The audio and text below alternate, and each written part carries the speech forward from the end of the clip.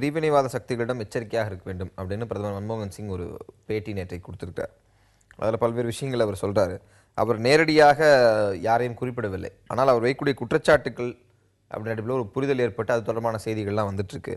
அவர் சொல்றது, சமுதாயத்தில் மதம், மொழி, கலாச்சாரம் ஆகியவற்றில் நிலைவரும் ஒற்றுமையை சீர்குலைக்க பிரிவினைவாத சக்திகள் முயன்று வருகின்றன. மேலும் மதச்சார்பற்ற தன்மையை மாற்றி அமைக்கவும் திட்டமிட்டு வருகின்றன அப்படின்னு சொல்றார்.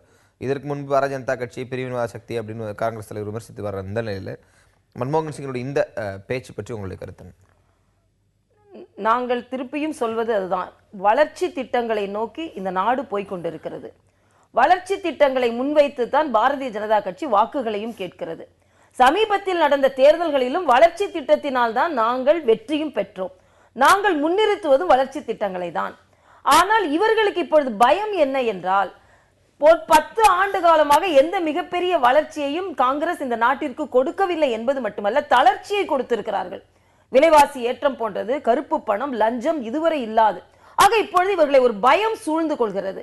இந்த பயத்தினால் பாரதிய ஜனதா கட்சி மீது வேறு எந்த குற்றச்சாட்டையும் சொல்ல முடியாத இவர்கள் இதையே மறுபடியும் சொல்லிக் கொண்டிருக்கிறார்கள். இது ஒரு பழைய கீறல் விழுந்த ரெக்கார்டு போல் அதை சொல்லிக்கொண்டே இருக்கிறார்கள். வளர்ச்சி திட்டங்களை கொடுக்கிறோம் என்று இவர்களால் சொல்ல முடியாது, மக்கள் நம்ப மாட்டார்கள்.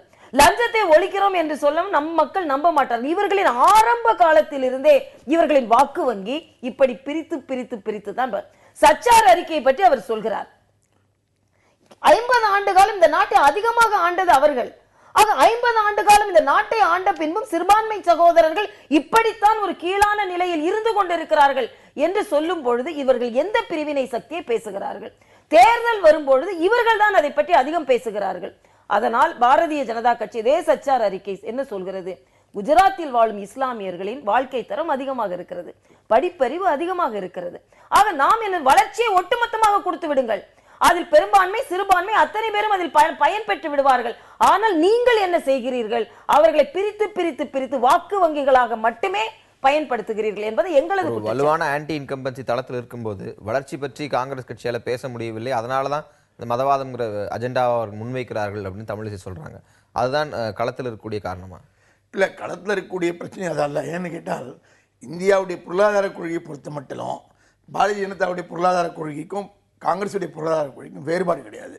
வெளி விவகார கொள்கை எடுத்துக்கொண்டீர்களானாலும் பாரதிய ஜனதாவுக்கும் காங்கிரஸுக்கும் வேறுபாடு கிடையாது. இப்போ மோடி இந்த தேர்தலை ஒட்டி அவரை பிரதமர் வேட்பாளராக பண்ணுகிற அத்தனை பிரச்சாரங்களையும் பார்த்தீர்களானால் அவர் மன்மோகன் சிங் ஆட்சியிட தாராளமய கொள்கையை பற்றியோ அவருடைய கார்ப்பரேட் கொள்கைகளை பற்றியோ எந்த விமர்சனமும் கிடையாது அவருடைய பேச்சில். ஒட்டுமொத்தமாக ஊழல் என்று காங்கிரஸ் விமர்சிக்கிறார்களே ஒழிய மன்மோகன் சிங் அரசு பின்பற்றி வந்திருக்கக்கூடிய குறிப்பான பொருளாதார கொள்கைகள், கார்ப்பரேட் செக்டாருக்கு மானியம் கொடுப்பது, அவர்களை ஊக்குவிப்பது, இதை பற்றியெல்லாம் எதிரான கருத்து எதுவும் மோடி இது வரைக்கும் வைத்தது கிடையாது, விமர்சனம் வைத்தது கிடையாது. அதனால் கொள்கை ரீதியாக பார்த்தா பொருளாதார கொள்கையிலும் வேறு கொள்கைகளிலும் காங்கிரஸுக்கும் பிஜேபிக்கும் எந்த வேறுபாடும் இல்லைங்கிறது தான் உண்மை. எங்கே வேறுபாடு வருகிறது என்று சொன்னால், இந்துத்துவா என்ற ஒரு கோட்பாட்டை அடிப்படையாக வைத்து தான் பாஜக ஆரம்பத்திலிருந்து இயங்கி வருகிறது. காங்கிரஸ் அந்த கோட்பாட்டில் இல்லை. அப்போ அவர்களுக்குள்ளே இருக்கிற ஒரே அடிப்படையான வேறுபாடு என்று சொல்லக்கூடியது அது ஒன்று தான். ஆனால் காங்கிரஸ் அதை பற்றி தான் பேச முடியும்.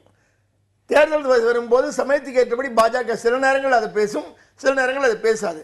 இதே பாஜக வேறு நேரத்தில் அயோத்தி ராமர் பற்றி பேசவில்லையா? அயோத்தி ராமர் கோவிலை திரும்ப பேசின காலம் எப்போது? எந்த தேர்தல் போதெல்லாம் அதை பேசியிருக்கிறார்கள். எந்த விபி சிங் ஆட்சி எந்த அடிப்படையில் கவிழ்த்திருக்கிறார்கள். அப்போல்லாம் வளர்ச்சி பற்றி எனக்கு பார்வை எங்கே போச்சு? அப்போ இந்தியாவில் வளர்ச்சி முக்கியமாக அவர்களுக்கு படவில்லையா?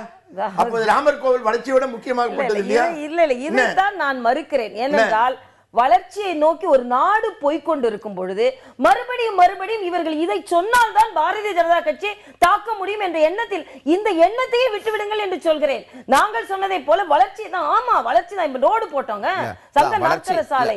நான் ஒரு சின்ன கேள்வி கேட்க விரும்புறேன்.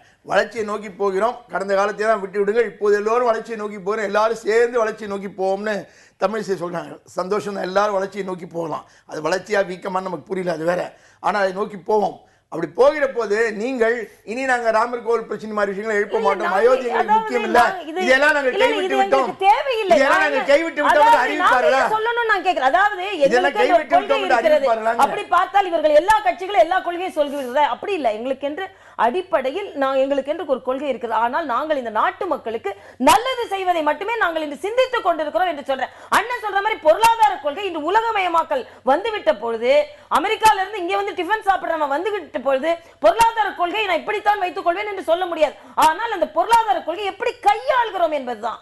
இந்த பொருளாதார கொள்கை நாட்டு மக்களுக்கு நல்லதாக கையாள முடியும், கடன் இல்லாத பாரதமாக கையாள முடியும், விலைவாசி ஏற்றம் இல்லாத பாரதமாக கையாள முடியும் என்பதை வாஜ்பாய் அவர்கள் நிரூபித்தார்கள். அதைத்தான் நான் சொல்றேன். அந்த வளர்ச்சின்னு சொல்ற விஷயத்துல தான் மீண்டும் உள்ள வரும். தமிழ்நாடு, இந்தியா முழுவதும் இருக்கக்கூடிய மாநிலங்கள்ல அந்நிய முதலீடுகளை அதிகம் ஈர்த்திருக்கிற மாநிலமாக குஜராத் இருக்கு. அங்க வந்து ஒரு SMS அனுப்பிச்சாலே வந்து அடுத்த தொழிற்சாலை துவங்கி விடலாம்னு இது போன்ற திட்டங்கள் இருக்கு. இது போன்ற திட்டங்கள் பேசப்பட்ட அளவிற்கு நடுத்தர மக்களுக்கு இது போன்ற சலுகைகள் குஜராத்தில் வழங்கப்பட்டது, இது போன்ற திட்டங்கள் இருக்கு, அவருடைய வாழ்க்கை ரொம்ப ஈஸா இருக்கு அப்படின்றதான விஷயங்கள் பெரிதளவு பேசப்படல. ஆனா அது நடந்து கொண்டு இருக்கிறது. இப்பொழுது அங்கே முதலீடு வந்ததென்றால் அதன் மூலம் பலன் பெற்றவர்கள் மக்கள். அது மட்டுமல்ல, அங்க சுகாதாரமாக இருக்கட்டும், உணவாக இருக்கட்டும், விவசாய தன்னிறைவாக இருக்கட்டும். ஆக விவசாயம் நாடு முழுவதும் 2.4% இருக்கும் பொழுது குஜராத்தில் 10.7% இருக்கும் பொழுது தானாக அந்த மாநிலம் முன்னேற்றமான மாநிலமாக வந்து கொண்டிருக்கிறது. சாதாரண மக்களின் நிலை உயர்ந்திருக்கிறது. அதே போல தொழிற்சாலைகளின் நிலையும் உயர்ந்திருக்கிறது. நான் கேட்கிறேங்க, பட்டினி சாவுகள் என்றோ விவசாயிகள் சாவுகள் என்றோ அங்கே மக்கள் துன்பப்படுகிறார்கள் என்றோ அந்த மாதிரி தகவல் இல்லை. இஸ்லாமியர்கள் கூட நல்ல நிலையில் வாழ்ந்து கொண்டிருக்கிறார்கள் என்பதுதான் அங்கே உள்ள புள்ளி விவரம். 21,000 கோடி அந்நிய முதலீட்டை கடந்த சில வருடங்கள்ல குஜராத் ஈர்த்திருக்கு. அந்த 21,000 கோடி அந்நிய முதலீடு எந்த அளவுக்கு கீழ்த்தட்டிலிருந்து நடுத்தர மக்கள் வரைக்கும் பயனளிச்சிருக்கின்ற நேரடி புள்ளி விவரங்கள் உங்களிடம் இல்லையே? இல்ல எப்படி இல்லாம இருக்கும். ஆக அதன் மூலமாக இப்ப நானோ தொழிற்சாலை வந்து ஒரு உதாரணம், வெளிநாட்டில உள்நாட்டு தொழிற்சாலையாக இருந்தாலும் அது வந்த உடனே 2 லட்சம் மக்களுக்கு அங்க வேலை கிடைச்சது. ஆக அங்கே துறைமுகத்தில் வேலை கிடைத்தது. ஆக 20% அங்க வேலை வாய்ப்புகள் அதிகமாகி இருக்கிறது. இல்ல, அங்க வேலை வாய்ப்பு அதிகமாயிடுச்சு. மேல் மட்டத்தில் இருக்கக்கூடிய கார்பரேட் செக்டருக்கு ஏராளமான மானியங்கள், உதவிகள் எல்லாம் கொடுத்து அதன் விளைவாக உருவான வேலைகள்னால பெருவாரியான மக்கள் பயனடைஞ்சிட்டாங்க. அத்தனை பேர் வாழ்க்கை வளமாயிடுச்சு 6 வருஷத்துல அப்படின்னு இவங்க சொல்றதெல்லாம் உண்மையா இருந்தா, குஜராத்ல பெண்களுடைய சத்து குறைவு என்பது மால் நியூட்ரிஷன் வந்து இருக்கவே முடியாது. ஏன்னா இவ்வளவு சம்பாதிக்கிறாங்க, இவ்வளவு பணம் இருக்காங்க, சாப்பிடுறாங்க, அவங்க எல்லாம் ஆரோக்கியமா இருந்திருக்கணும். ஆனா இந்தியாவிலே பாத்தீங்கன்னா நியூட்ரிஷன்ல இருக்கீங்க, மால் நியூட்ரிஷன்ல குஜராத் பெண்களுக்கு ஏன் மால் நியூட்ரிஷன் இருக்கு? இந்தியா முழுவதும் உலக சுகாதார மையத்தின் கணக்கெடுப்படி 70% மக்கள் ரத்த சோகையினால் பாதிக்கப்பட்டிருக்கிறார்கள். இதுல குஜராத் மக்கள் மட்டுமில்ல.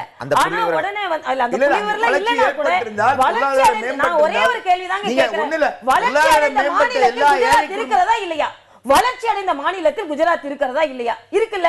அப்புறம் என்ன 10 ஆண்டுகள்ல வளர்ச்சியை மட்டும் குஜராத் ஓரம் வைத்து விட்டு மறுபடியும் மீண்டும் பிரதமருடைய பேட்டிக்குள்ள வந்தா, சச்சார் கமிட்டி விஷயங்களை பத்தி பிரதமர் நிறைய பேசுறாரு. தமிழிசை இது ஆரம்பத்துல சொல்லும் போதே 50 ஆண்டுகளாக ஆட்சியில் இருந்த கட்சி, அவர்கள் எதுவுமே செய்யாதனால் இன்னும் சிறுபான்மையர் மோசமான நிலையில் இருக்கிறார்கள், அது அவர்களே ஒத்துக்கொள்கிறார்கள் அப்படின்னு சொல்றாங்க.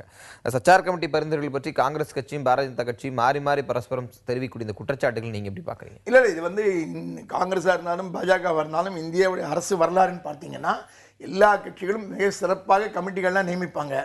சில கமிட்டிகள் மிக சிறப்பான அறிக்கைகள்லாம் தயார் பண்ணி கொடுத்துக்கிட்டு இருக்காங்க. இது பல துறைகளில் நம்ம பார்க்கலாம்.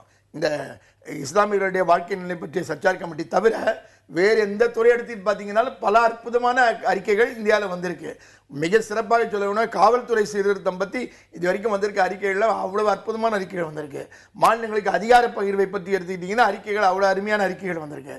எல்லா அறிக்கைகளும் வரும், ஆனால் எந்த அரசும் அதை நிறைவேற்றுவதில்லைங்கிறது தான் உண்மை. அது காங்கிரஸ் ஆட்சியில் இருந்தாலும் சரி, பிஜேபி ஆட்சியில் இருந்தாலும் சரி, அவற்றை நிறைவேற்றுவதில்லைங்கிறது தான் உண்மை.